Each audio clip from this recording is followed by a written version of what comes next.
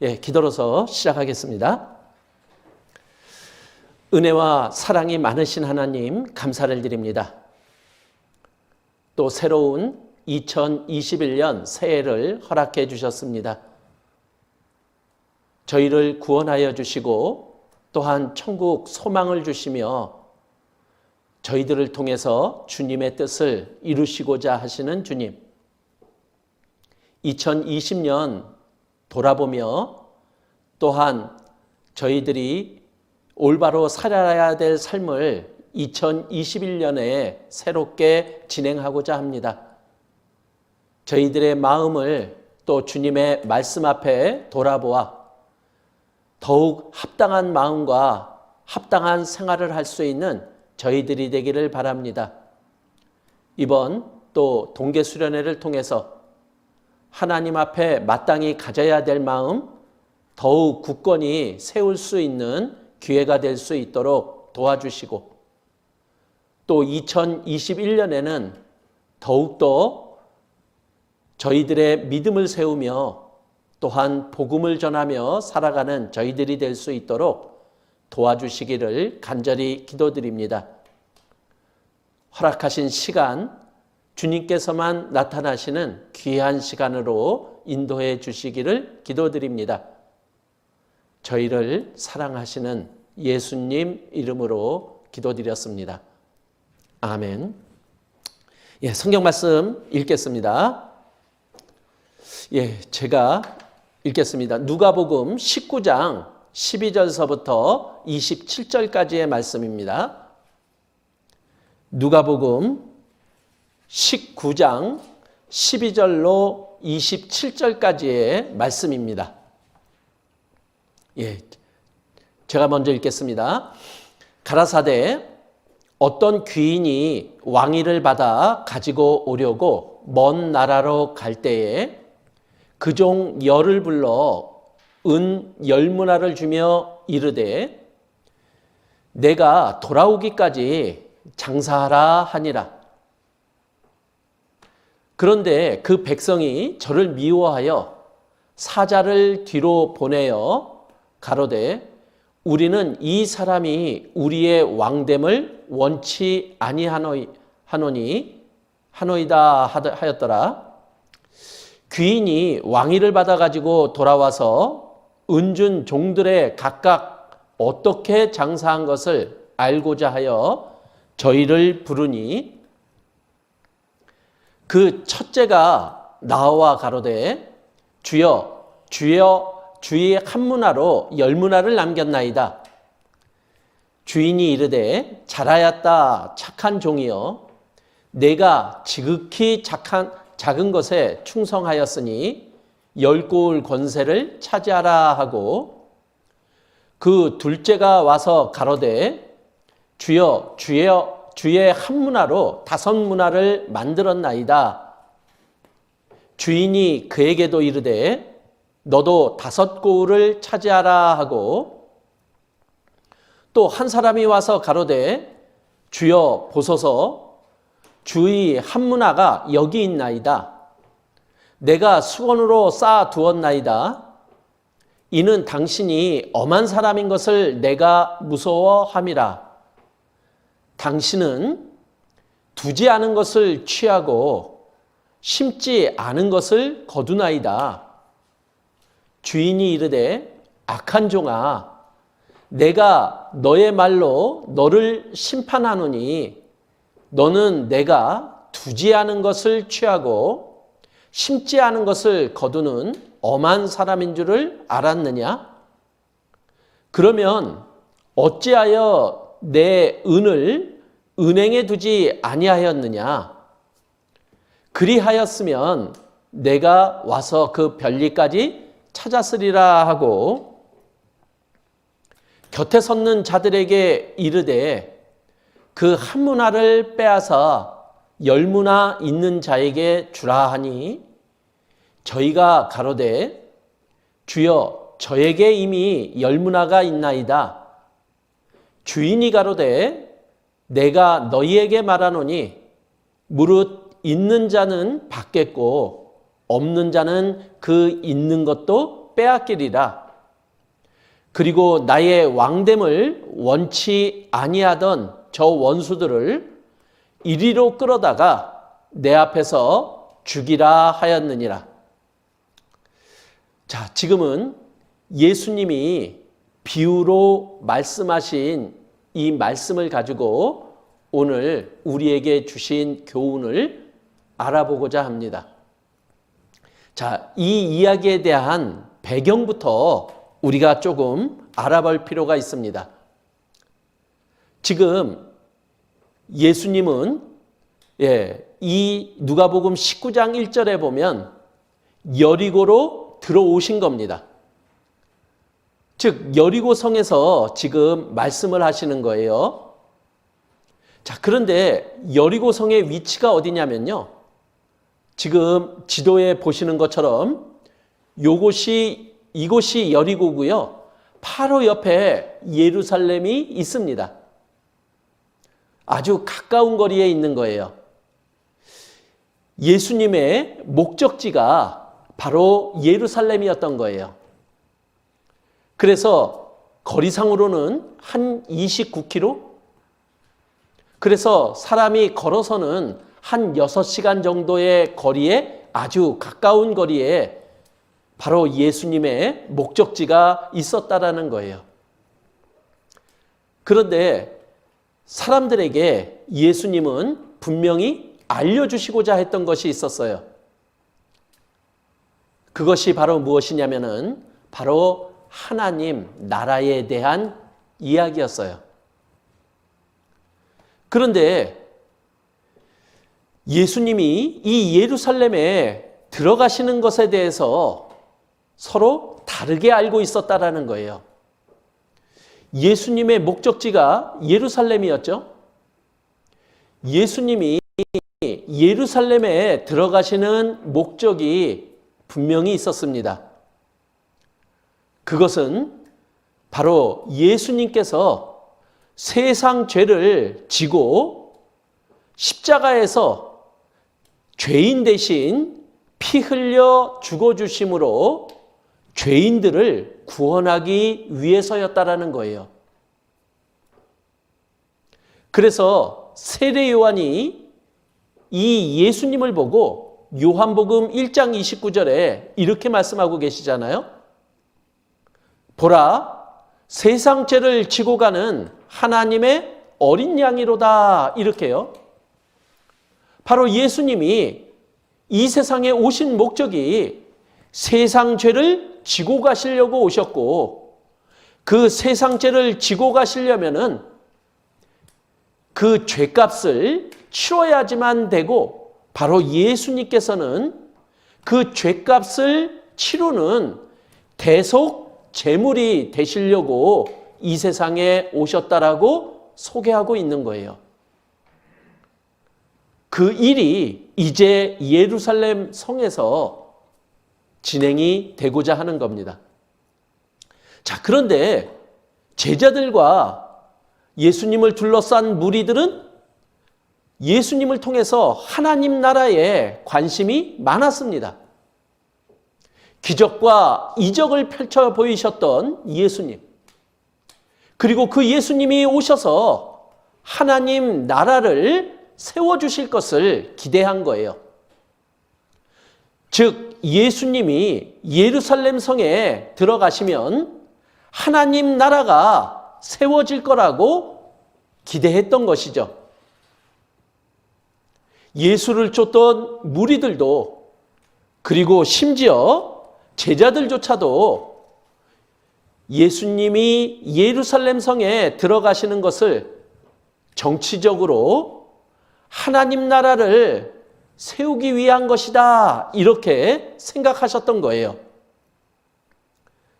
그래서 이제 하나님 나라가 금방 세워질 거다, 이렇게 생각한 거죠.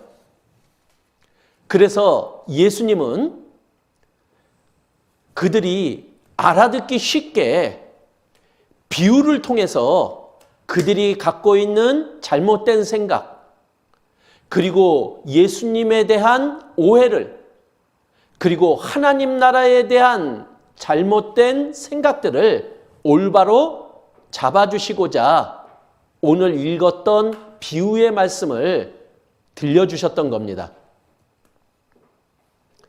누가복음 거기 19장 11절에 보면 이렇게 기록이 되어 있죠.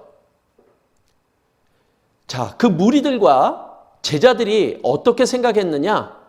저희는 하나님의 나라가 당장에 나타날 줄로 생각함이러라. 이렇게 기록이 되어 있는 거예요. 즉 예수님이 예루살렘에 들어가시면 당장에 하나님 나라가 세워질 거다. 이렇게 생각했다라는 거죠. 그런데 예수님의 계획은 그렇지 않았어요. 그 하나님의 나라의 완성은 바로 예수님이 다시 오실 미래에 일어날 일이었거든요. 그러나 지금 예루살렘에 가서는 먼저 사람들의 죄를 용서하는 일을, 그 죄값을 대신 갚아주는 일을 해야 한다라는 것을 알려줘야만 됐던 겁니다. 그래서 하나님 나라는 아직이다. 하지만 지금 예수님이 하시는 일은 이 하나님 나라를 세우는 그 시작이다. 이렇게 알려주고자 했던 겁니다. 자, 예수님은 지금 행하시고자 하는 일들이 어떤 과정들을 거쳐서 이루어지는지를 계속해서 제자들에게 알려주셨던 거예요. 자, 예수님은 이 세상에 오셔서 죄를 용서하는 일, 죄인을 구원하는 일을 하셔야만 됩니다. 그런데 그 죄인을 구원하는 일은 바로 예수님이 십자가에 못 박혀 죽으셔서 피를 흘려 죽으셔야만 이룰 수 있는 일이었어요. 그렇게 죽으시고 또 3일 만에 부활하셔서 다시 하나님께로 갈 것을 말하고 있는 겁니다. 그래서 그 이야기가 요한복음 14장 1절에서 3절에도 기록이 되어 있는 거예요. 그래서 예수님은 오셨습니다. 그런데 다시 가신다라고 기록하고 있는 거예요. 내가 너희를 위하여 거처를 예비하러 가노니, 가서 너희를 위하여 거처를 예비하면 내가 다시 와서 너희를 내게로 영접하여 나 있는 곳에 너희도 있게 하리라. 이렇게 말씀하고 있거든요. 자, 예수님이 이 세상에 오셨습니다. 그리고 예수님은 다시 하나님께로 갑니다. 우리의 거처를 준비하시고 그리고 다시 오신다라고 말씀하고 있는 거예요. 그것이 다시 오시기에 예수님이 재림하신다, 이 이야기를 우리들에게 알려주고 있는 거죠. 그리고 오셔서 우리를 데려가시는 일을 하신다라고 약속하고 있는 거예요. 그래서 오늘 이 비유를 통해서 말씀을 전하고 있습니다. 자, 왕위를 받기 위해서 먼 나라로 갔다가 다시 돌아올 어떤 귀인의 이야기를 비유로 알려주고 계신 거예요. 그리고 이 비유를 통해서 제자들과 무리들이 잘못된 생각을 고쳐주고자 하는 거죠.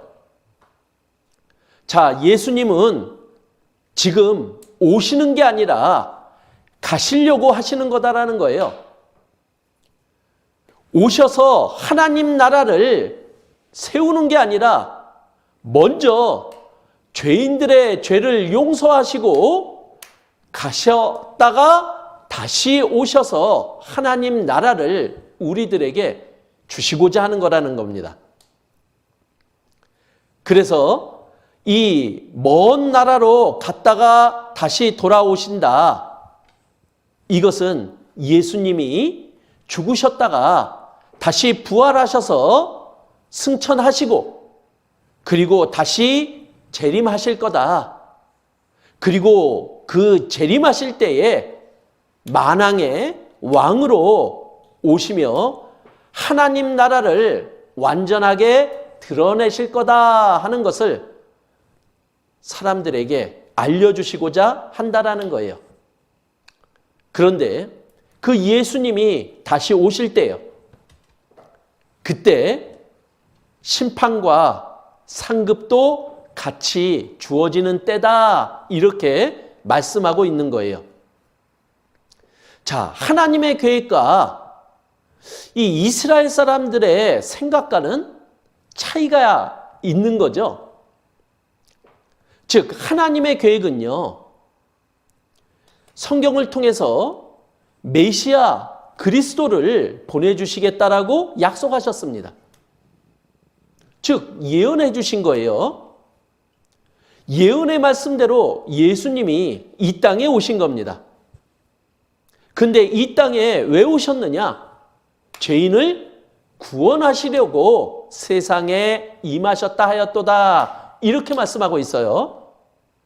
그래서 예수님은 구원하기 위해서 십자가에서 피 흘려 죽어주심으로 이 세상 모든 사람들의 죄값을 영원히 치르셨습니다. 그리고 죽으셨잖아요. 그리고 죽은 지 3일 만에 부활하셨습니다. 그리고 그 부활하셨던 예수님이 이제 왕위를 받아가지고 이 땅에 만왕의 왕으로 다시 오신다라고 말씀해주고 계신 거예요. 그래서 구원받은 성도들을 이제 데려가십니다. 그리고 이 땅에는 이제 7년 환란이, 끔찍한 환란이 주어질 것을 알려주고 계세요. 그리고 그 환란이 끝나고 다시 예수님이 이 땅에 오십니다. 그래서 천년 왕국을 다스리시는 거죠. 그것이 끝나면은 이제 완전한 새하늘 새 땅이 주어진다라고 말씀하고 계신 거예요. 그런데 이 제자들과 무리들은 예수님이 이 땅에 오신 것, 하나님 나라를 세우기 위한 거다. 그런데 그것은 어디에서부터 비롯이 됐느냐? 왜 그들은 그렇게 생각을 했느냐라는 거예요. 그들의 기준이 달랐다라는 거죠. 하나님은 하나님의 말씀, 이 성경이 진리라고 말씀하고 있습니다. 무엇이 기준이어야 되느냐라는 거예요. 그러나 제자들과 그 무리들은 자기들의 생각을 가지고 그리고 자기들이 처한 상황에 하나님의 말씀을 맞추었던 거예요. 다른 이민족으로부터 계속해서 억압을 받아왔던 이스라엘 사람들이요. 그들에게 진짜 필요했던 것은 메시아였습니다. 그리스도였습니다. 근데 그 필요한 그리스도 메시아를 육신적으로 세상적으로 받아들였다라는 거예요. 그러니까 하나님의 말씀에서 벗어난 거죠. 자기의 생각을 그리고 현실적인 것을 더 앞세움으로 인해서 하나님의 말씀이 하나님의 계획이 가려지게 되었다라는 거예요. 우리는 이스라엘 사람들과 같은 오해를 범할 수 있다라는 겁니다. 우리는 오직 하나님의 말씀을 통해서 그 하나님의 말씀이라는 기준을 가지고 우리는 하나님께 맞춰야 될 자들인 거예요. 그런데 우리의 상황, 그리고 내가 놓여진 입장을 더 앞세우며 말씀을 거기에 맞추다 보면 우리는 하나님을 잘못 알게 된다라는 거예요. 그래서 그들에게 예수님은 비유를 통해서 우리가 잘못 갖고 있는 생각, 오해를 바로 잡아주고자 하셨던 거예요. 자, 그래서 지금 왕의 자리를 먼 나라에 가서 받아온다라고 했잖아요. 자, 비유라고 하는 것은 듣는 사람이 쉽게 받아들이도록 설명을 해주는 겁니다. 그런데 지금 이 시대를 살아가는 우리에게는 이 비유가 자칫 어려울 수 있어요. 왜냐하면 그 시대에 전해졌던 비유였기 때문에 그렇습니다. 그러나 그 당시에 전해졌던 이 비유는 이 비유를 듣는 사람이 누구나 쉽게 이해할 수 있었다라는 거예요. 그 당시에 바로 그 유대의 왕이었던 헤롯 대왕이 죽음을 맞이하게 됩니다. 그리고 그의 세 아들에게 이 유대 나라의 통치를 맡긴다는 유언을 남기게 된 거예요. 그런데 이 유대는 로마의 통치를 받는 시대였기에 로마로부터 이것에 대한 허락을 받아야만 되는 거예요. 그래서 로마로 가서 그 황제로부터 이것을 허락을 받아오는 일을 해야만 됐었습니다.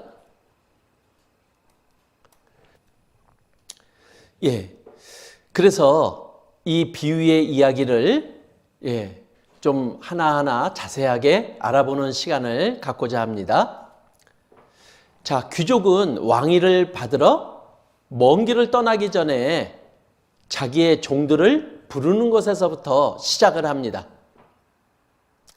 자, 10명의 종에게 은화 10문화를 나눠준 것입니다. 즉, 한 명의 종에게 한 문화씩 일정하게 똑같이 나누어 준 거죠. 이 한 문화가 100드라크마거든요. 1드라크마가 노동자 한 사람의 하루의 삭시예요. 지금 우리나라로 치면은 노동자 하루의 일삭을 7만 원으로 계산하면 700만 원 정도가 되겠죠. 아주 많은 돈은 아니지만 또한 그리 적은 돈은 아닐 겁니다. 자, 그렇게 나누어 주고 이 귀족은 이렇게 얘기합니다. 내가 돌아올 때까지 장사하라 하고 명령을 하고 있는 거예요. 자, 그러면은 이것이 무엇을 의미하는지 우리 잠깐 설명하는 시간을 가져보도록 하겠습니다. 자, 먼 나라로 왕위를 받으러 가는 이 귀족, 이 귀인이 누구냐? 바로 예수님 자신이었어요. 즉, 예수님이 예루살렘 성에 들어가는 것, 그 예루살렘 성에서는 예수님의 죽음이 기다리고 있었고, 그리고 그 죽음 이후에 부활 승천하셔서 이제 왕위를 받으러 가는 예수님에 대한 비유였던 거예요. 그리고는 왕위를 받아가지고 돌아온다라는 것, 이것은 예수님이 부활 승천하신 이후에 다시 이 세상에 재림하실 것을 말씀하고 있는 겁니다. 즉, 예수님이 지금 이 세상에 오신 것, 그것은 예수님의 죽음과 부활을 위한 것이었다라는 거죠. 즉, 십자가에서 고난받으실 그리스도에 대한 이야기였던 겁니다. 그러나 그 예수님께서 다시 이 세상에 만왕의 왕으로 오실 것을, 그래서 영광의 왕으로 오실 것을 또한 같이 말씀해 주고 있는 겁니다.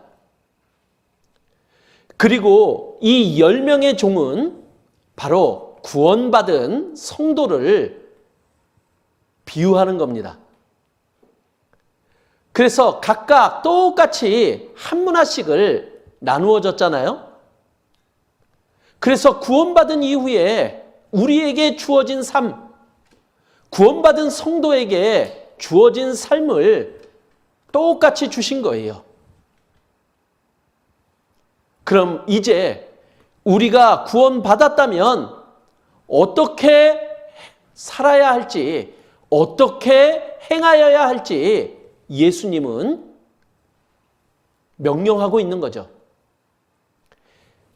즉, 장사하라, 이렇게 명령하고 있는 거예요.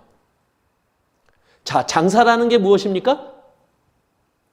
장사는 바로 이윤을 남기는 거예요.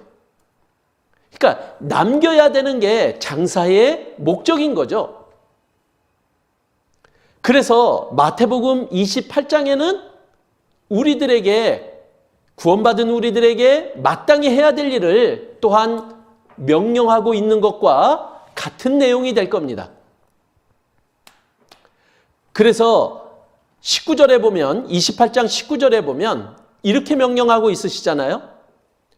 너희는 가서 모든 족속으로 제자를 삼아 아버지와 아들과 성령의 이름으로 세례를 주고. 자, 이게 무슨 말입니까? 예, 전도하라, 이 말이잖아요. 즉, 이 전도가 바로 남기는 거죠.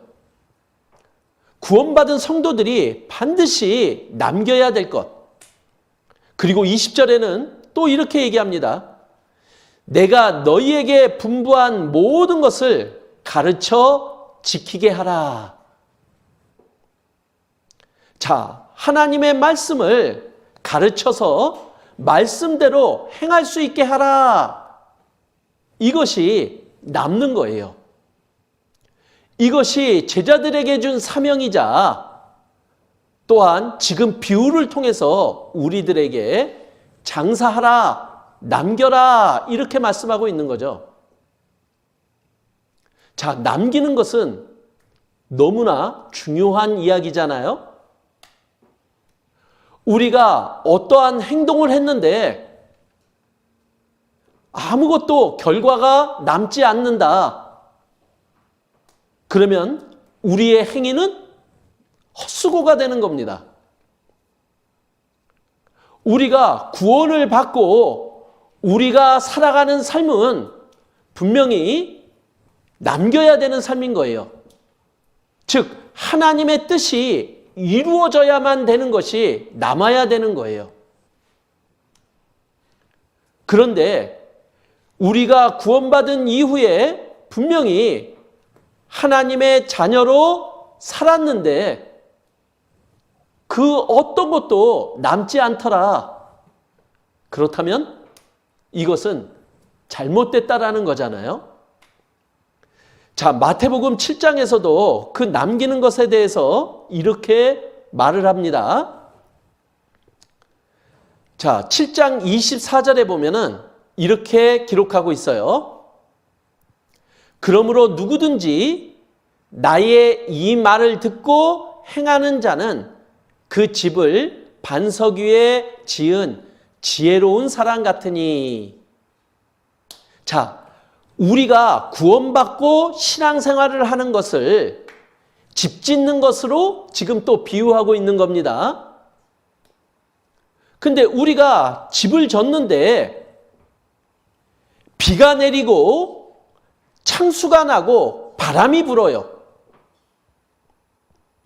그래서 집에 부딪히는데 우리가 지은 그 신앙의 집이 무너지면 아무것도 없잖아요. 그러니까 비가 내리고 창수가 나고 바람이 불어도 우리가 지은 신앙의 집은 남아 있어야만 된다라는 거예요. 그러려면 어떻게 해야 되느냐? 우리가 그 신앙의 집을 반석 위에 세워야 된다, 이렇게 얘기를 하고 있는 거예요. 기초가 튼튼해야 된다, 이렇게 얘기를 하고 있는 거예요. 근데 그 기초가 튼튼한 것이 무엇이냐? 바로 하나님의 말씀을 듣고 예수님의 말씀을 듣고 행하는 것. 이것이 반석 위에 지은 집처럼 기초가 튼튼해진다, 이렇게 설명하고 있는 거예요.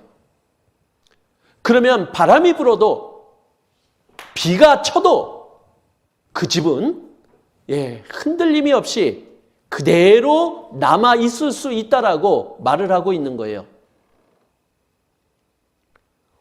자, 지금 코로나 사태로 우리는 힘든 시간을 지금 보내고 있습니다. 그런데 내가 지금까지 어떻게 살아왔는지에 따라서 우리는 우리의 신앙을 지킬 수가 있고 우리의 신앙을 그대로 남기며 그 집을 계속 지어갈 수 있다라고 얘기를 하는 거예요. 어떤 사람이 그렇게 남길 수 있고 계속 집을 지어갈 수 있을까요? 바로 말씀을 듣고 지키는 자가 남길 수 있는 거예요. 그런데 내가 말씀을 듣고 지키는 삶이 없었다면요, 이러한 코로나 사태 때 또 다른 시련이, 고난이 나에게 찾아오면 내 신앙이 다 무너져 버리는 거예요. 남는 게 없는 거예요. 그러면 내가 살아온 삶의 의미가 없어지는 거잖아요. 그래서 우리가 이 신앙을 지키고 신앙의 집을 올바로 세워가려면요, 하나님의 말씀을 듣고 행하느냐 행하지 않느냐, 그것이 너무나 중요하다라는 거예요. 그래서 우리에게 말씀을 듣고 순종하며 살아가는 우리가 되기를 바라고 계신 거죠. 자, 귀인은 종에게 왕위를 받으러 가면서 한 문화씩을 전해주고 장사하라, 돌아올 때까지 장사하라, 이렇게 명령을 내렸어요. 즉, 장사해서 남길 수 있는 권한을 우리가 받은 거잖아요. 그리고 구원받은 우리는 그렇게 살아가야만 되는 거예요. 아직 왕권을 받아오지 않았습니다. 그러나 그 왕권의 일이 우리에게 주어졌고 그 일이 구원받은 우리를 통해서 계속 진행되어야 될 것을 우리들에게 알려주고 계신 거예요. 자, 그런데 왕됨을 원치 않은 백성들도 있었잖아요. 그들은 바로 구원받지 않은 사람들을 비유하고 있는 거예요. 자, 그들의 결과가 이제 그 귀족이 왕위를 받아서 돌아올 때 결정이 나는 겁니다. 자, 그래서 15절에는 그 귀족이 왕위를 받아가지고 돌아옵니다. 그리고 종들을 부르는 거예요. 그리고 자신이 명령한 대로 어떻게 장사를 했는지, 얼만큼을 남겼는지 그것을 결산하고자 하는 거예요. 자, 그런데 지금 이 비유에는 3명만이 나오고 있어요. 아마 이 3명이 10명의 입장을 대변하고 있다라고 봅니다. 자, 첫 번째로 나온 종이 한 문화로 10문화를 남긴 겁니다. 귀인은 흡족했을 겁니다. 그리고 칭찬까지 했습니다. 그리고 두 번째로 나온 종은 한 문화로 5문화를 남겼어요. 주인은 그도 칭찬한 거예요. 그리고 세 번째는 한 문화 그대로를 내놓는 종이었습니다. 자, 지금 세 종류의 사람이 비유로 제시된 거죠. 10문화를 남긴 사람이요. 이 주인은 칭찬을 한 거예요. 뭐라고 칭찬을 했느냐? 지극히 작은 것에 충성된 자였다라고요. 그리고 상급을 줍니다. 10고을 권세를 차지하라고요. 자, 우리 한 문화가 어느 정도라고요? 한 700만 원. 근데 이 700만 원 한 문화당 한 고을을 차지할 권세를 주신 거예요. 자, 지금 우리 나라로 치면요, 한 고을 그러면 한 도시 정도 되지 않겠어요? 그러면 만약에 이쪽 안양시 한 고을을 차지해라. 700만 원을 남기고 안양시 하나를 받는다. 이거는 대단한 거 아니에요? 여기 아파트 한 채가 6억 이 정도인데요. 근데 한 고을 전체를 받을 수 있다면은 이거 대단한 거거든요. 남길만 하지 않아요? 자, 5문화를 남긴 사람에게도 5고을 권세를 차지할 수 있도록 해주신 거예요. 자, 그런데 한 문화를 그대로 남긴 사람에 대한 이야기는 잠시 후에 따로 설명을 좀 드려보겠습니다. 자, 그런데 이 귀족이 왕위를 받아가지고 돌아왔잖아요. 그것은 바로 예수님이 다시 재림할 것에 대한 이야기입니다. 자, 그러면은 예수님이 이제 예루살렘 성에 들어가셔서 죽음을 맞이하고 부활 승천하시고 이제 왕위를 받아서 다시 돌아올 거다. 그런데 다시 돌아올 때 어떤 일이 일어날 거냐? 그것을 성경 말씀으로 우리들에게 알려주고 계신 거예요. 그래서 첫 번째 어떤 일이 일어나냐면요, 휴거가 일어납니다. 즉 구원받은 성도들, 그런데 먼저 죽은 사람들이 다시 살아나서 하나님께 들려 올라가요. 구원받고 예수님이 오실 때 살아있는 사람은요, 산채로 공중으로 들어 올림을 당하는 일이 일어날 거라고 성경은 기록하고 있어요. 그래서 데살로니가 전서 4장에 보면 공중에서 주를 영접한다 이렇게 기록을 하고 있는 거예요. 자, 그리고 또 두 번째 일어나는 일은 구원받은 그리스도인들이 심판을 받는 일이 일어날 거다 이렇게 이야기하고 있습니다.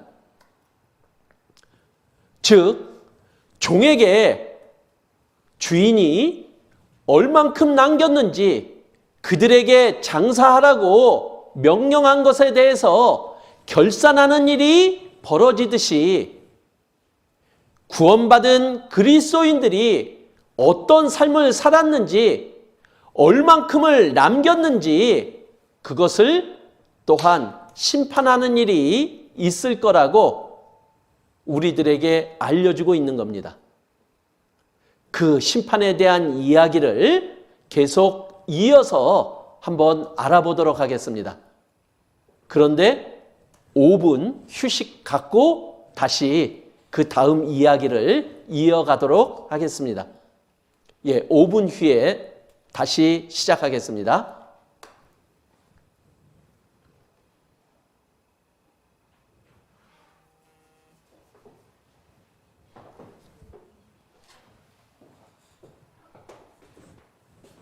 (5분) 이렇게 줄어드는 거 안 하나? 5분 줄어드는 거 없어요, 박사님. 자, 예수님이 다시 오실 때 구원받은 우리 그리스도인의 심판이 있습니다. 즉, 무엇을 남겼는지 그것에 대한 심판이 될 겁니다. 그 심판에 대한 이야기가 고린도전서 3장 10절에서 15절의 말씀을 가지고 우리 한번 알아보는 시간을 갖도록 하겠습니다. 계속 비유로서 이어집니다. 고린도전서 3장 10절. 내게 주신 하나님의 은혜를 따라 내가 지혜로운 건축자와 같이 터를 닦아두매 다른 이가 그 위에 세우나 그러나 각각 어떻게 그 위에 세우기를 조심할지니라. 이 닦아둔 것 외에 능히 다른 터를 닦아둘 자가 없으니 이 터는 곧 예수 그리스도라. 만일 누구든지 금이나 은이나 보석이나 나무나 풀이나 짚으로 이 터 위에 세우면 각각 공력이 나타날 터인데 그 날이 공력을 밝히리니 이는 불로 나타내고 그 불이 각 사람의 공력이 어떠한 것을 시험할 것임이니라. 만일 누구든지 그 위에 세운 공력이 그대로 있으면 상을 받고 누구든지 공력이 불타면 해를 받으리니 그러나 자기는 구원을 얻되 불 가운데서 얻은 것 같으리라. 자, 여기에서 말씀하시는 것은 구원받은 사람은 예수님으로 터를 닦은 사람이라는 거예요. 즉, 예수님을 통해서 구원받은 사람들, 구원받은 이후에 신앙의 집을 지어가야 된다는 거예요. 예수님이 다시 오실 때 심판이 있을 것이고 이제 불이 지나간다라고 말하고 있는 겁니다. 그런데 어떤 재료로 집을 지었느냐에 따라서 그 집이 불타 없어지는 것이 있고 그대로 있는 것이 있다라고 알려주고 있는 거예요. 자, 그런데 지금 그 구원받은 사람에게 불이 지나가는 것은 아닙니다. 왜? 구원받은 사람들이니까요. 대신 그리스도인의 심판은 신앙 생활한 것에 불이 지나간다라는 거예요. 그래서 내가 구원받은 이후에 신앙 생활한 것이 불타 없어지느냐 아니면 그대로 있느냐 남아 있느냐 이것을 우리들에게 알려주고 있는 겁니다. 근데 불타 없어지는 것이 무엇이냐? 바로 세 가지를 소개하고 있는 거예요.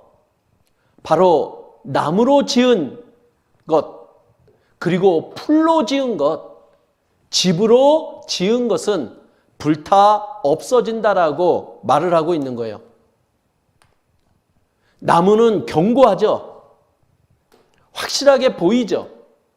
그러나 그 나무로 지은 것도 불타 없어진다라고 말씀하고 있는 거예요. 무엇을 가리키는 걸까요? 예, 바로 우리가 신앙생활한 것 중에서 그 동기가 주님을 향해야 되는데 사람을 향해 있다면 그것은 나무로 지은 것과 같다, 이렇게 말씀을 하고 있는 거거든요. 그래서 그와 같은 내용을 마태복음 6장 1절에서 이렇게 말을 하고 있는 겁니다. 사람에게 보이려고 의를 행한 것, 그리고 우리가 기도를 하는데 남한테 보이려고 기도한 것, 그것은 상을 받을 수 없다. 즉, 불타 없어진다. 이렇게 말을 하고 있는 거예요. 우리 신앙생활을 하는데 혹시 다른 사람에게 인정받고 칭찬받기를 바라는 인간적인 마음이 있잖아요. 그러나 우리가 그리스도의 심판대 앞에 설 때는 그렇게 행했던 우리의 신앙생활은 불에 타 없어진다라고 알려주고 있는 거예요. 누가 인정하지 않아도, 누가 칭찬하지 않아도 우리가 하나님을 바라보면서 하나님이 우리에게 원하시는 신앙생활을 해나간다면 그것이 올바른 신앙생활로 남는 것임을 알려주고 있는 거죠. 자, 풀로 지은 거요. 풀은 잠깐 자라다가 시들어버립니다. 즉, 이것은 다 없어지는 거예요. 즉, 우리의 신앙생활은 꾸준히 계속 이어져야 될 것을 우리들에게 요구하는 겁니다. 그렇지 않다면요, 그것은 불타 없어진다라고 말하고 있는 거죠. 그래서 우리가 혹시 내 기분에 따라서 신앙생활을 한다면요, 나는 지금 신앙생활할 기분이 아니야. 나는 내 마음이 신앙생활을 할 마음이 아니야. 그래서 했다가 안 했다가 이것이 왔다 갔다 한다면 그것은 불타 없어질 거라고 알려주고 있는 거예요. 우리의 신앙생활은 주님이 오실 때까지 꾸준히 계속 진행되어야 될 것을 우리들에게 알려주고 있는 거죠. 자, 집으로 지은 집은요. 자, 집은 하찮은 것을 대표합니다. 그리고 거의 쓸모없는 것으로 여겨지는 거죠. 즉, 우리가 하나님과 상관없이 행동하고 그리고 보낸 생활들이 여기에 들어간다라는 거예요. 즉, 하나님의 법대로 행하지 않은 것, 내가 게으름으로 살아가는 것, 그리고 하나님의 일을 자꾸만 미루는 것, 그리고 하나님의 말씀을 따르는 것이 아니라 육신을 따라 살아가는 것이요. 그리고 내가 절제하지 못함으로 일어나는 일들이요. 이런 일들이 집으로 지은 집에 해당이 된다라는 거예요. 그것들은 예수님이 오실 때 다 불살라 없어진다라고 알려주고 있는 겁니다. 그러면은 무엇이 남는 겁니까? 예, 금으로 지은 것, 은으로 지은 것, 그리고 보석으로 지은 것, 이것은 남는다라고 말하고 있는 거죠. 그럼 금으로 지은 것은 무엇을 말하는 겁니까? 바로 이 금은 믿음을 말하는 거거든요. 그래서 베드로전서 1장 7절에 보면 이렇게 말을 하고 있죠. 너희 믿음의 시련이 불로 연단하여도 없어질 금보다 더 귀하다. 이렇게 얘기를 한 거예요. 믿음의 시련이요. 그래서 그 시련을 통해서 욥은 정금같이 나왔다라고 말씀하고 있잖아요. 그래서 우리가 믿음의 시련을 잘 통과하면 그것은 남는 거다. 이렇게 얘기하고 있는 거예요. 자, 우리는 믿음으로 구원받았잖아요. 그리고 이제 믿음으로 행해야 되는 거잖아요. 그리고 믿음으로 살아가야 되는 자가 구원받은 우리인 거예요. 그리고 그렇게 믿음으로 살아가는 것이 남는 것임을 우리들에게 알려주고 있는 거죠.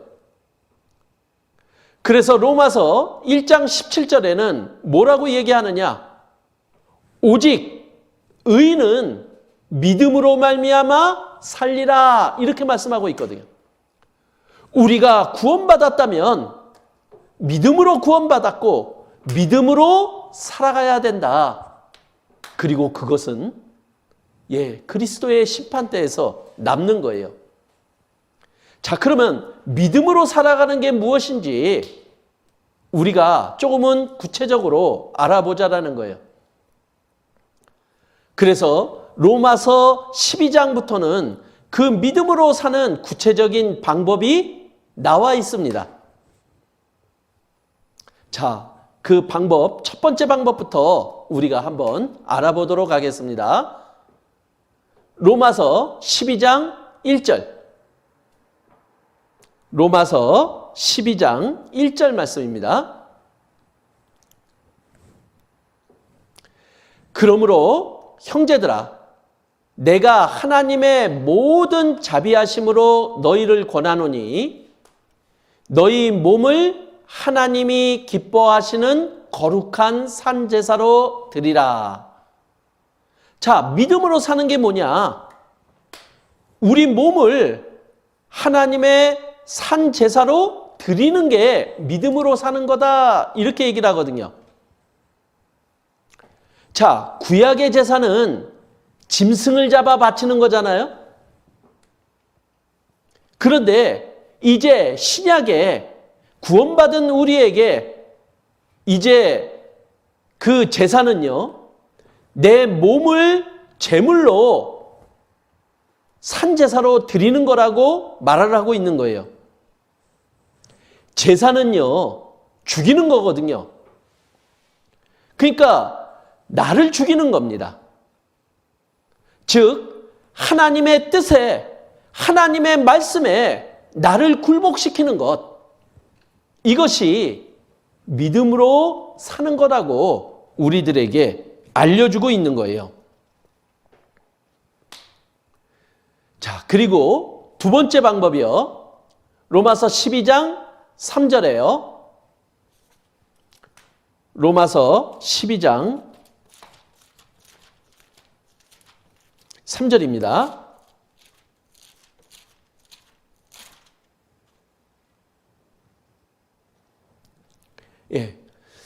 내게 주신 은혜로 말미암아 너희 중 각 사람에게 말하노니 마땅히 생각할 그 이상의 생각을 품지 말고 오직 하나님께서 각 사람에게 나눠주신 믿음의 분량대로 지혜롭게 생각하라. 이렇게 얘기합니다. 자, 구원받은 우리는 교회 안에 각 지체입니다. 교회는 바로 머리가 예수님이시고 구원받은 우리가 몸인 거예요. 우리 각자가 이 몸의 지체라는 거죠. 그러면 각 지체별로 각자의 역할이 다 다르다라는 거예요. 그래서 우리에게 맡겨주신 그 역할, 위치, 거기에 맞게끔 우리가 살아가는 것, 행동하는 것, 이것이 믿음으로 사는 거다라고 말을 하고 있는 거죠. 그래서 하나님은 교회 안에서 나의 위치를 알려주시고, 그리고 마땅히 내가 있는 위치에서 어떻게 행하여야 될 것을 또한 알려주고 계신 거예요. 그것을 올바로 행해 나갈 때 그것을 믿음으로 살아간다라고 말하고 있는 겁니다. 그리고 또 우리가 세 번째 방법은 로마서 12장 18절 말씀입니다. 로마서 12장 18절 말씀. 할 수 있거든 너희로서는 모든 사람으로 더불어 평화하라. 내 사랑하는 자들아, 너희가 친히 원수를 갚지 말고 진노하심에 맡기라. 자, 믿음으로 사는 게 뭐냐? 모든 사람과 더불어 평화하는 거예요. 그래서 하나님은 우리들에게 잘못한 사람, 심지어 원수까지도 사랑할 것을 원하고 계신 거예요. 그리고 그 원수 갚는 일은 우리가 해야 될 일이 아니고 하나님께 맡겨야 될 일이라는 거죠. 그렇게 살아가는 것이 바로 믿음으로 살아가는 거다라고 우리들에게 알려주고 있는 거예요. 그래서 이웃을 사랑하고 원수도 사랑하라 이렇게 얘기를 하죠. 심지어 나를 핍박하는 자를 위해서 기도하라 이렇게 말씀하시는 분이거든요. 그것이 믿음으로 사는 거다라고 알려주고 있는 거예요. 자, 그리고 우리가 믿음으로 살아가는 것은 뭐냐? 말씀을 지키고 살아가는 게 바로 믿음으로 살아가는 겁니다. 우리가 말씀에 순종한다라는 것, 말씀대로 행한다라는 것, 그렇게 행하려면요, 반드시 믿음이 전제되어야만 된다라는 거예요. 그래서 우리는 하나님이 우리에게 하라고 하시는 것들, 그 안에는 분명히 또 약속이 전제되어 있습니다. 그것을 믿음으로 붙잡고 살아가는 것이 믿음으로 사는 거죠.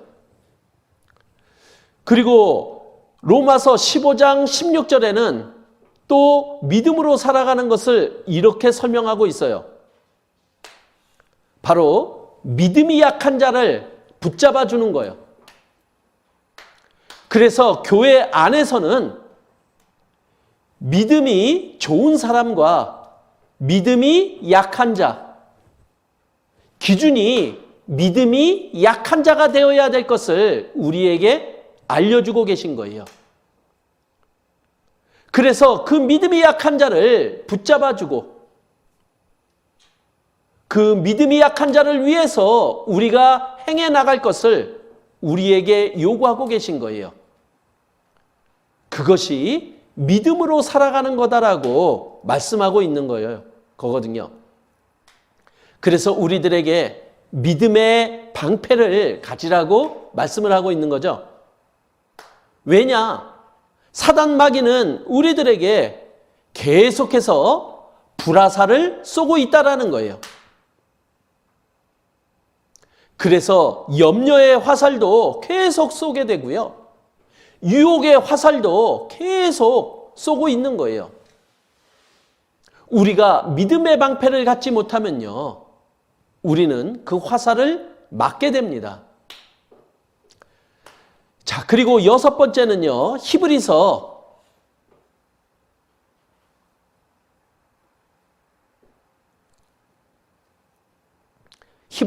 10장 34절, 35절입니다.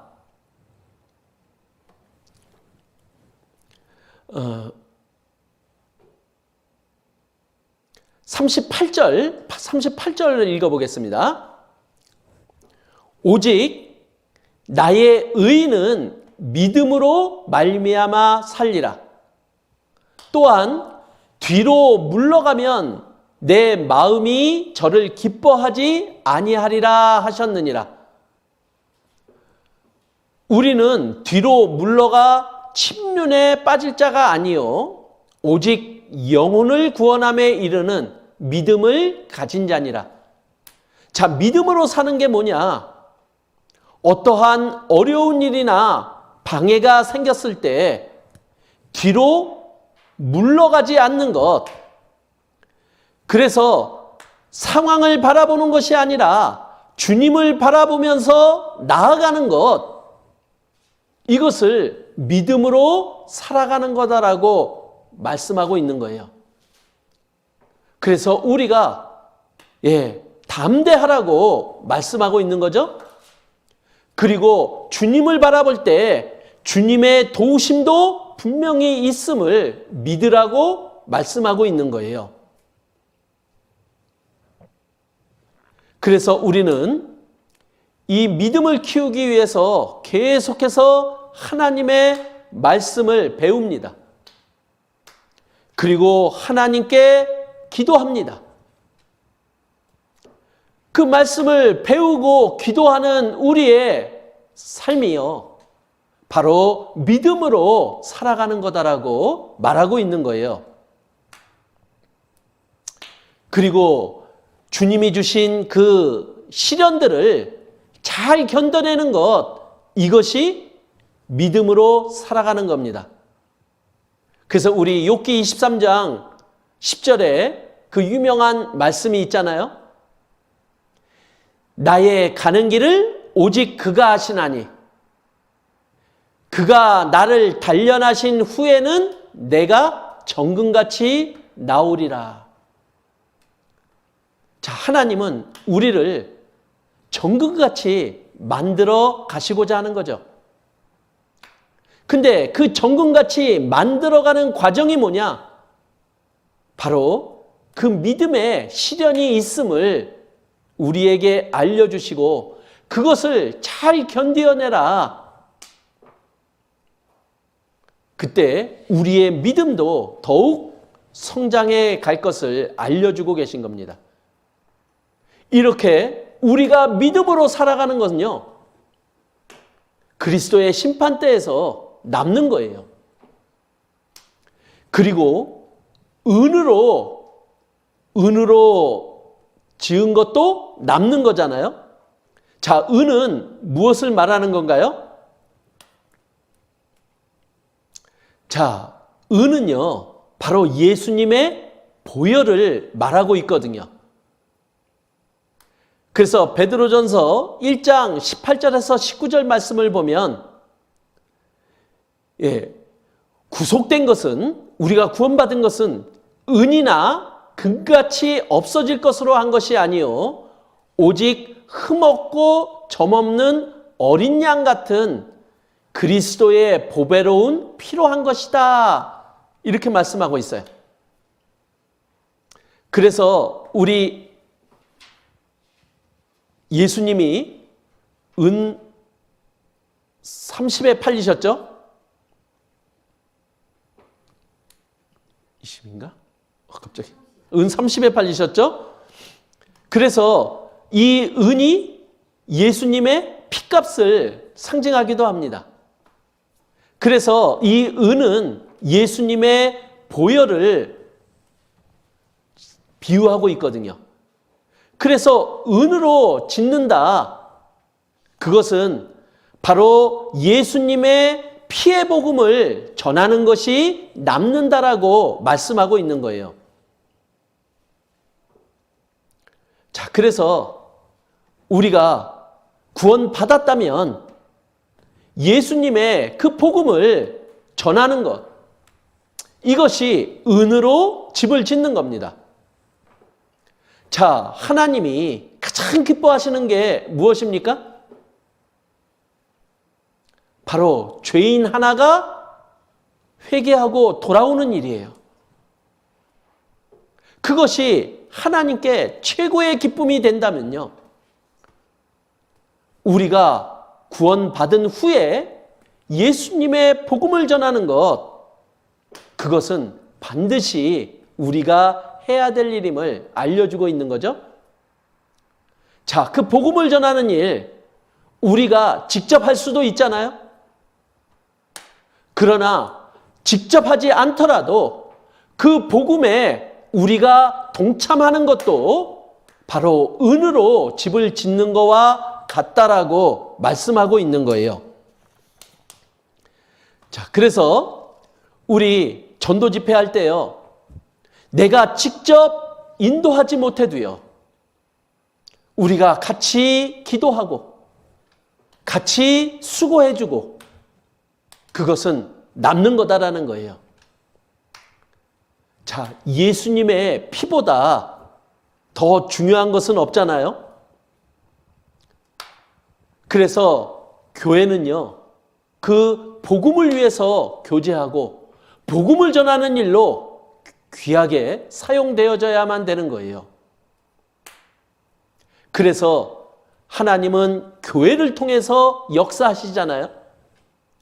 그 복음의 역사가 교회를 통해서 역사한다면 우리가 그 복음을 전하는 교회의 일에 마땅히 동참하는 것, 그것이 또한 남는 것임을 우리들에게 알려주고 있는 겁니다. 자, 그리고 보석으로 지은 것도 남는다라고 말씀합니다. 자, 과연 보석, 가장 보배로운 돌을 보석이라고 얘기를 하죠. 그런데 베드로 전서 2장 4절에 그 보석이 무엇인지 우리들에게 설명하고 있습니다. 뒤에 보배로운 산돌이신 예수에게 나와, 이렇게 말을 하고 있거든요. 보배로운 산돌, 바로 보석이죠. 이 보석이 누구라고요? 바로 예수님임을 우리들에게 말씀하고 있는 겁니다. 또 예수님과 관련된 그 모든 것이 보석인 거예요. 그래서 이 보석은요,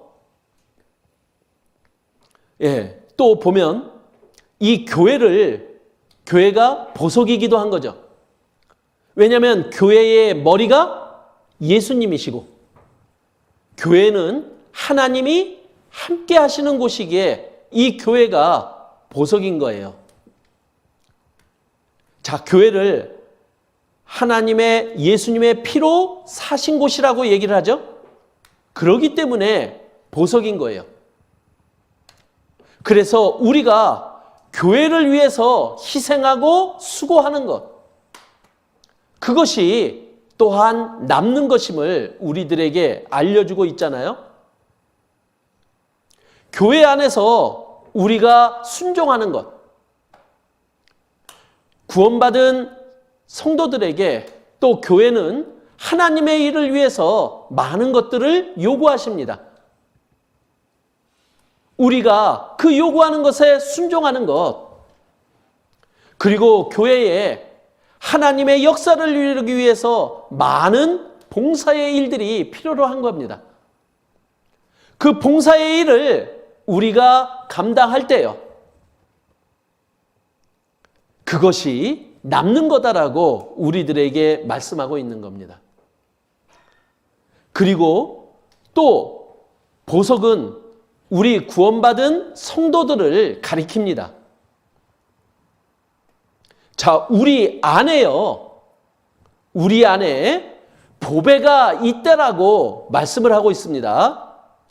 고린도후서 4장 7절에는요,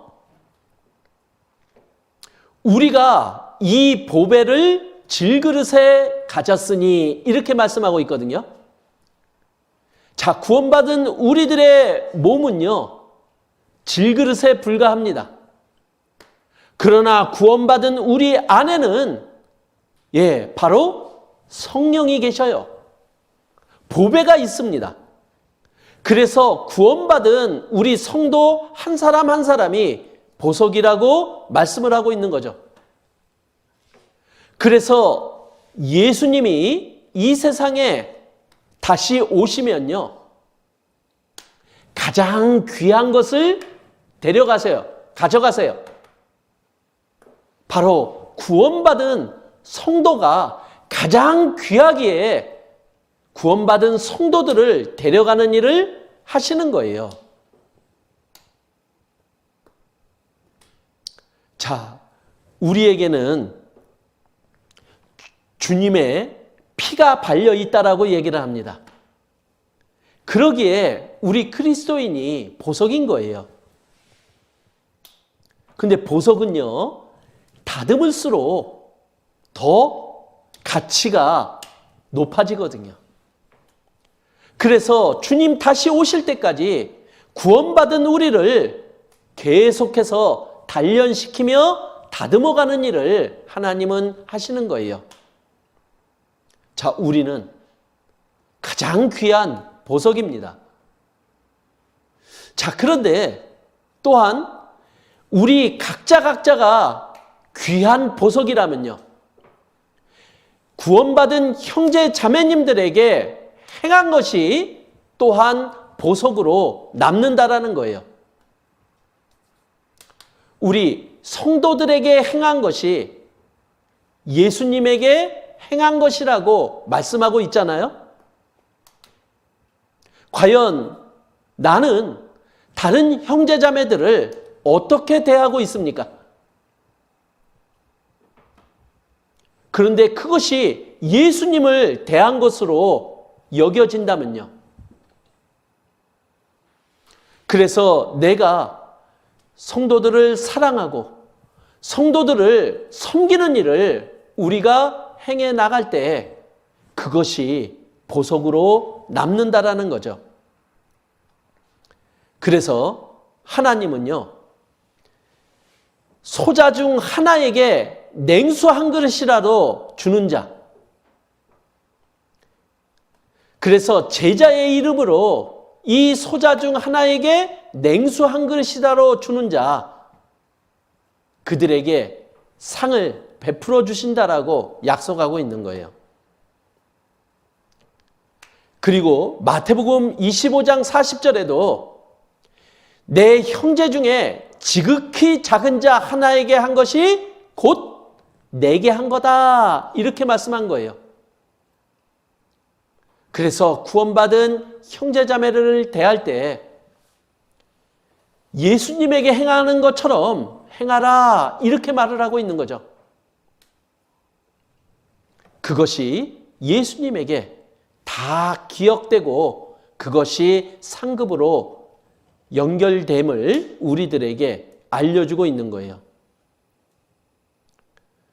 그리고 우리가 서로 사랑한 것이 남는 거다라고 말씀하고 있거든요. 자, 우리가 형제자매를 사랑하는 것이 하나님을 사랑하는 거다라고 말씀하고 있거든요. 그래서 형제자매에게 수고한 것, 형제자매를 위해서 희생한 것, 이 모든 것이 또한 남는 것임을 우리들에게 알려주고 있어요. 자, 그리고 이 보석이 무엇냐면요, 하나님의 말씀이 보석인 겁니다. 자, 보석은 남는다라고 얘기를 하잖아요. 즉, 상급으로 이어지는 겁니다. 즉, 우리에게 말씀대로 살아가는 것이 남는 거잖아요. 그래서 열문화를 남긴 자, 여기에 이렇게 말씀하고 있거든요. 착한 종이라고요. 5문화를 남긴 자, 착한 종이라고 말씀하고 있거든요. 근데 지극히 작은 것에 충성했다라고 칭찬하고 있는 거예요. 이것이 뭐냐면은 하나님 말씀에 순종한 거죠. 바로 예수님이 칭찬한 것은 장사하라, 남겨라, 그 하나님의 말씀에 순종했다라는 거예요. 그래서 하나님의 말씀대로 행한 것, 이것이 남는 것임을 우리들에게 알려주고 있는 겁니다. 자, 하나님은 구원받은 우리에게 죽도록 충성하라 이렇게 말씀하고 있거든요. 그 충성이라는 게 무엇입니까? 마음의 중심을 다 가지고요. 하나님의 말씀을 이루어가는 것, 이것이 충성이잖아요. 그러면은 하나님이 뭘 약속하시느냐? 생명의 면류관을 내게 주실 거다라고 약속하고 있는 거예요. 구원받은 우리에게 필요한 것, 그것은 충성입니다. 그리고 그것이 남는 것임을 우리들에게 알려주고 있는 거예요. 자, 그래서 우리 그 충성하는 거요. 지극히 작은 것에 충성하는 자가 큰 것도 충성할 수 있다라고 알려주고 있거든요. 그래서 그 지극히 작은 것에 충성하는 게 뭐냐? 바로 재물을 가지고 우리들에게 말씀해주고 있는 거예요. 그 재물을 내가 어디에 사용하느냐? 그것이 남는 거죠. 그래서 우리가 재물을 어디에 사용하느냐 그것을 보면 다른 것도 우리가 충성할 수 있는지 아닌지를 알 수 있다는 거죠. 그래서 우리가 드리는 그 11조도요. 재물에 대한 나의 마음을 하나님께 드리는 거잖아요. 이 말씀을 적용하면 지극히 작은 것에 충성하는 나의 마음을 하나님께 드리는 거예요. 그것을 통해서 더 큰 하나님의 말씀을 이루어가는 내가 될 수 있음을 또한 우리는 알 수 있는 겁니다. 그리고 그것이 남는 것이고 그것이 상이 됨을 우리들에게 알려주고 있는 겁니다. 자, 그래서 이 10문화를 남긴 종, 5문화를 남긴 종, 그러나 한 문화를 그대로 그 주인에게 내놓은 종의 이야기가 기록이 되어 있는 겁니다. 수건에 싸서 보관했다가 그대로 주인에게 드렸다라는 거예요. 그런데 이 종이 한 이야기가 있잖아요. 그런데 이 종의 이야기로 보면요, 주인은 악한 사람인 거예요. 한 문화를 맡기고는 그 이상을 요구한다라는 것, 그것이 잘못됐다라고 이야기를 하는 거죠.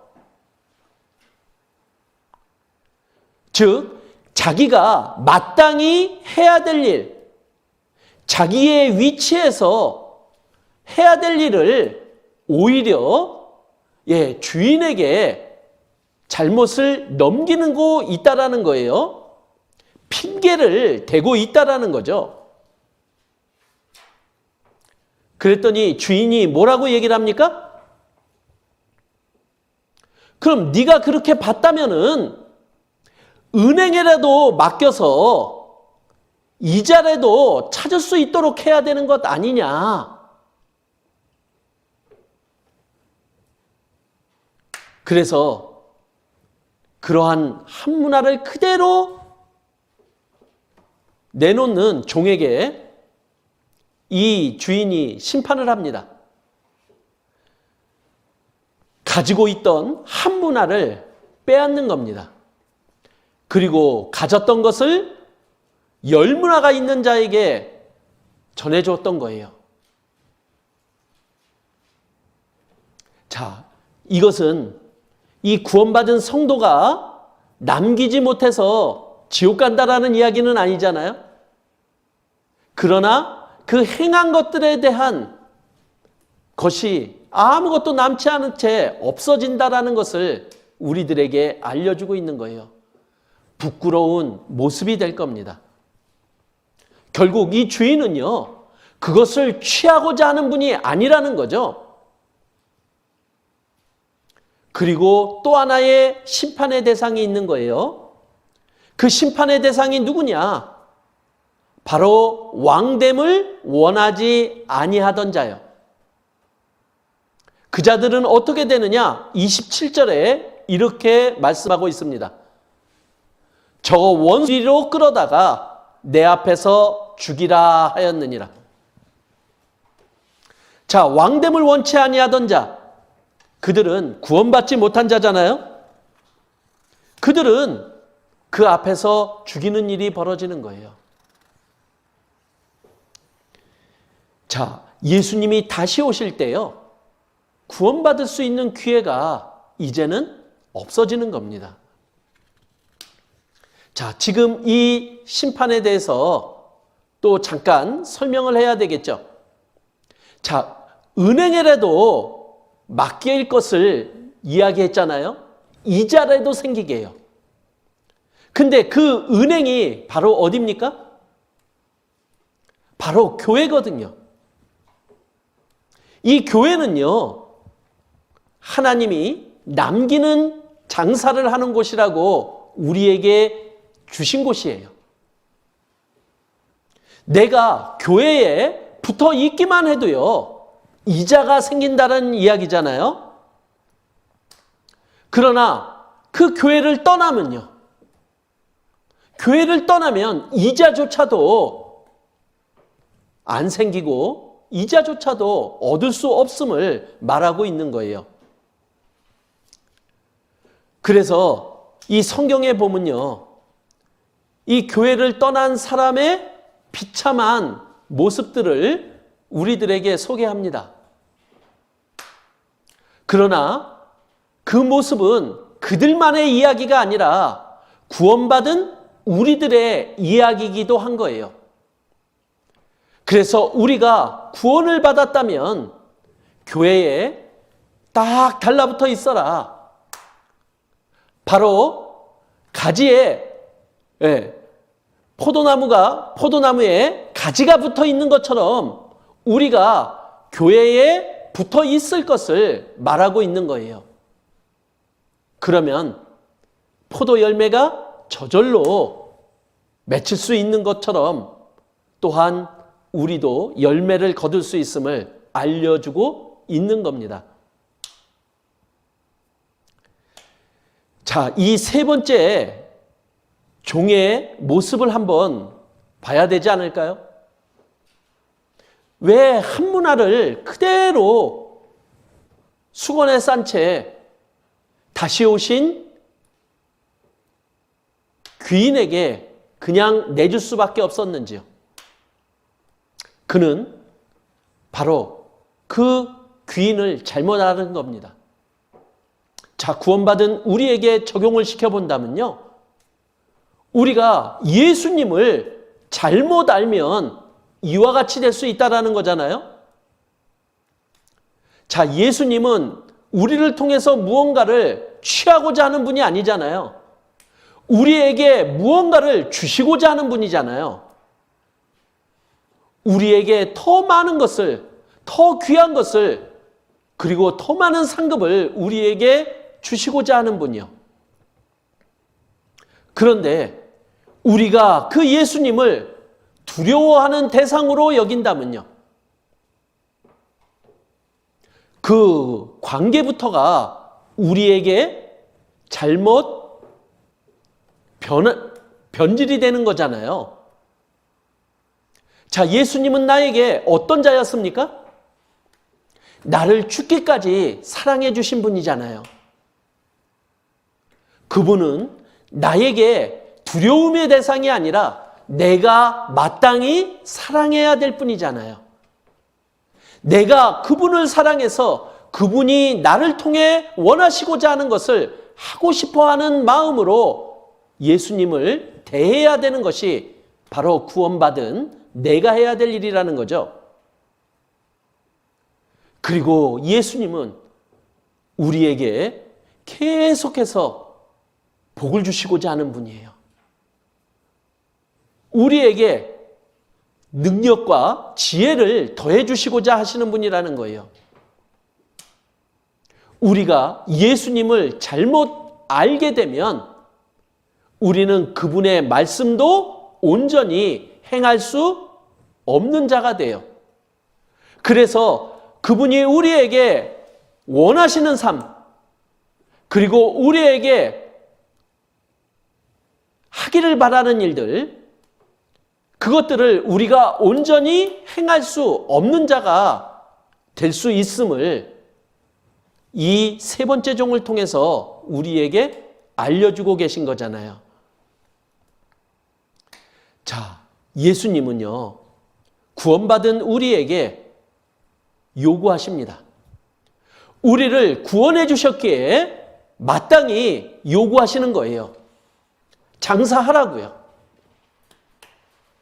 결국 남기라는 거죠. 즉 열매를 맺으라고 말씀하고 있는 거예요. 그리고 그렇게 남기는 것이 상으로 이어짐을 또한 우리들에게 알려주고 있는 겁니다. 그렇다면 구원받은 이후에 우리는 신앙의 집을 짓습니다. 그런데 나무나 풀이나 집처럼 예수님을 다시 만날 때 불타서 없어지는 재료로 그 신앙의 집을 짓지 말고 불이 지날지라도 타지 않는 금으로, 은으로, 보석으로 집을 지으라고 말씀을 하고 있는 거예요. 그래서 더욱 우리가 믿음으로 살아가야 될 것을 우리들에게 요구하고 계신 거예요. 우리가 구원받은 이후에 살아가는 것, 그것은 믿음입니다. 그리고 그 믿음으로 살아가는 것이 예수님을 만날 때 남는 것임을 우리들에게 알려주시고자 하는 거죠. 나는 지금 얼마나 믿음으로 살고 있느냐라는 거예요. 2021년 새로운 한 해를 우리들에게 허락하셨습니다. 2020년 혹시 내가 믿음으로 살아가는 것이 부족했다면 그것을 돌아보고 2021년 또 새로운 한 해를 주시면서 올해는 더욱 믿음으로 살아갈 것을 우리들에게 부탁하고 계신 거예요. 그래서 예수님을 만날 때 남도록이요. 그리고 은으로 신앙의 집을 지으라고 말씀을 하고 있는 거죠. 자, 우리에게 상황은요, 복음을 전하는 상황들이 점점 더 어려워져 가고 있어요. 그런데 상황이 어려운 것이지 복음이 안전해지는 것은 아니라는 거예요.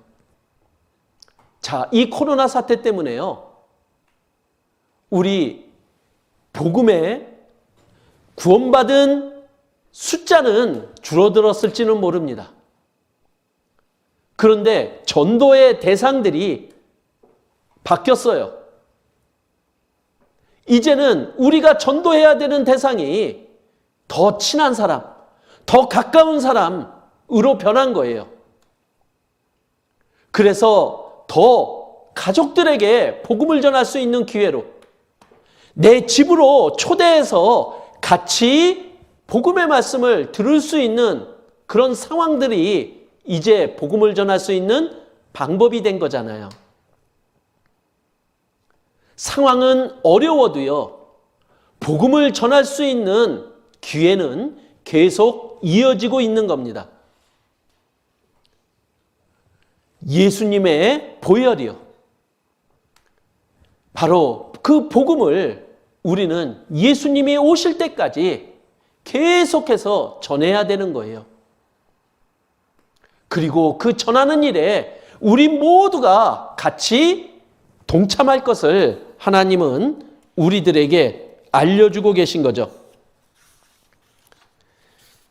자, 우리 이제 2021년 1월 곳곳에 전도 집회가 준비되어 있습니다. 이제 모여서 전도 집회를 들을 수 없을지라도요, 인터넷을 통해서 또 온라인을 통해서 이 전도 집회는 계속 진행이 됩니다. 그리고 그 진행되는 곳에 나의 기도, 그리고 이뤄진 영혼들을 초대해서 그 복음 전하는 일에 우리가 모두 동참해보자라는 거예요. 자, 지금 시대는 점점 더 예수님이 오실 때가 가까워진 시대입니다. 우리가 은으로 지은 신앙의 집이 남는 거예요. 우리가 이뤄진 영혼에게 복음을 전하는 것이 남는 거예요. 근데 그것이 얼마 남지 않았다면 2021년에도 우리의 복음 전하는 일은 계속해서 전해져야 되지 않겠습니까? 그리고 혹시 우리가 남기는 일이 많지 않았다면요, 우리가 교회 안에서 붙어서 교회가 행하는 일에서 나도 같이 행하는 것, 이것도 남는 것임을 우리들에게 알려주고 있습니다. 그리고 형제자매들에게 내가 행하는 것, 이것이 남는 것이라면 우리 형제자매를 더욱 사랑하고 형제자매를 더욱 섬기는 일을 우리가 행해 나간다면 예수님 다시 오실 때요, 우리는 남겨진 것을 예수님께 드릴 수 있는 우리가 될 수 있음입니다. 자, 결론적으로 장사를 잘할 수 있는 비결이 무엇이었냐면요, 작은 일에 충성하는 거였어요. 하나님 말씀에 순종하는 거였습니다. 그리고 때를 잘 분별해야 되는 거예요. 그리고 믿음으로 나아가는 거였죠. 그리고 주인의 명령에, 예수님의 말씀에 순종하며 나아가는 것이 바로 장사를 잘하고 남길 수 있는 비결임을 우리들에게 알려주고 있습니다. 2021년 이제 구원받은 우리를 통해서 많은 것이 남겨질 수 있도록 그러한 삶을 한번 계획해 보지 않으시겠습니까? 그리고 그것이 우리의 기도가 되어야 되고 또 그것이 우리의 행함으로 나타나야 될 것이라고 봅니다. 2021년 우리에게 더 많은 것이 남는 한 해가 될 수 있도록 우리 그렇게 한번 살아가는 우리들이 되기를 기도드립니다. 기도로서 마치겠습니다.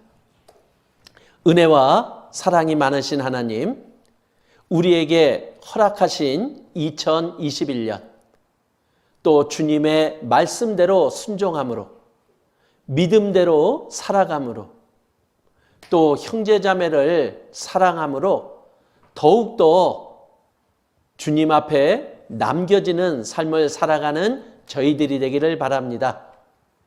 그래서 주님을 만날 때 착하고 충성된 종이라는 칭찬을 받는 저희들이 될 수 있도록 또 저희에게 힘이 되어 주시고 또 합당한 길로 인도해 주시기를 기도드립니다. 저희를 사랑하시는 예수님 이름으로 기도드렸습니다. 아멘.